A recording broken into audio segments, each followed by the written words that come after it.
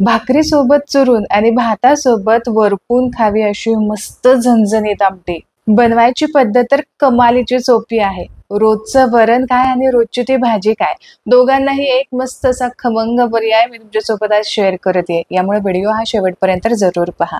खूप साधी सोपी आजची ही रेसिपी असणार आहे। तरी सुद्धा ज्यावेळेस तुमच्या लक्षात येतं की आज भाजीला काय बनवू किंवा फ्रीजमध्ये काही भाजीला नसतं ना, अशा वेळेस हा पर्याय अगदी 100% जातो। सुरुवात करूयात।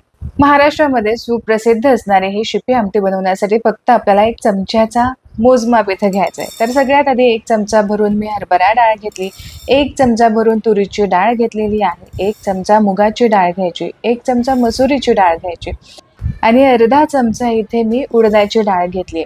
आता तुमच्याकडे जर इथे मटकीची डाळ असेल तर ती सुद्धा घ्या। मटकी इथे थोडीशी मी ठेचून घेतली, 1 चमचाभर ही सुद्धा घ्यायची। यातली एखादी डाळ तुमच्याकडे नसेल तुम्ही स्किप करू शकता।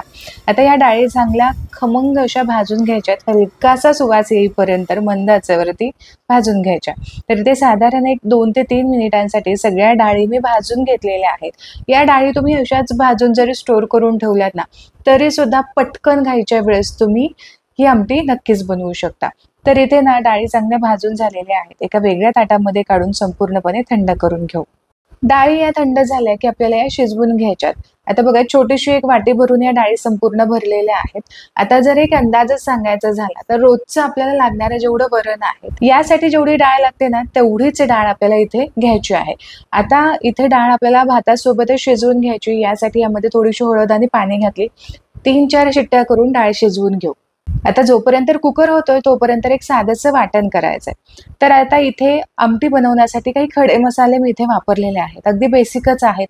2 इंच इथे मी दालचिनीचे तुकडे घेतलेत आणि अर्धे असे 2 स्टार फूल आहेत आणि इथे पाव वाटी सुके खोबऱ्याचे काप घेतलेत। हलकासा रंग येईपर्यंत आपल्याला हे परतून घ्यायचंय। आता यामध्येच ना आपल्याला धने सुद्धा घालायचे, तर 2 चमचे भरून मी इथे धने घेतलेत। याचबरोबर तमालपत्र मी 2 घेतलेत, चांगले त्याचे बारीक तुकडे करून घेतलेत, म्हणजे चांगले हे परतले जाते। आता हे सगळं साहित्य एक साधारण 2 ते 3 मिनिटांसाठी हलकासा रंग येईपर्यंत भाजून घ्यायचं। थोड्याशा तेलामध्ये हे सगळं साहित्य चांगलं भाजून घेतलेलं आहे, एका वेगळ्या ताटामध्ये काढून घेतलं।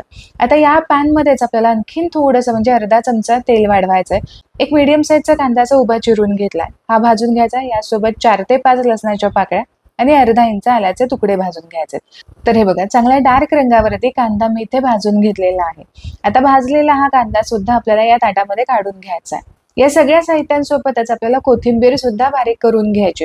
आता हे सगळं साहित्य चांगलं थंड झालं की मिक्सरच्या भांड्यामध्ये काढून घ्यायचं, थोडंसं यामध्ये पाणी घालायचं आणि चांगली बारीक अशी याची पेस्ट आपल्याला वाटून घ्यायची।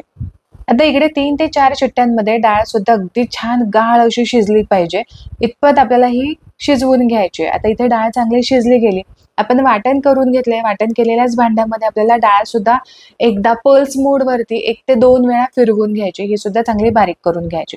तर चला आता पटकन शिपी आमटी बनवायला घेऊया। तर शिपी आमटी बनवण्यासाठी ना थोडंसं जास्त तेलाचा वापर केला जातो, कारण या आमटीला छान कट आला की ही दिसायला सुद्धा छान दिसते आणि खायला सुद्धा मजा येते।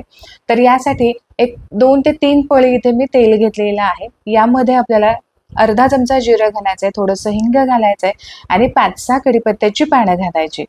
आता यामध्ये तयार करून घेतलेलं हे वाटण आपल्याला घालायचंय। वाटण घातल्यानंतर अगदी साधे बेसिक आपल्याला मसाले यामध्ये घालायचे।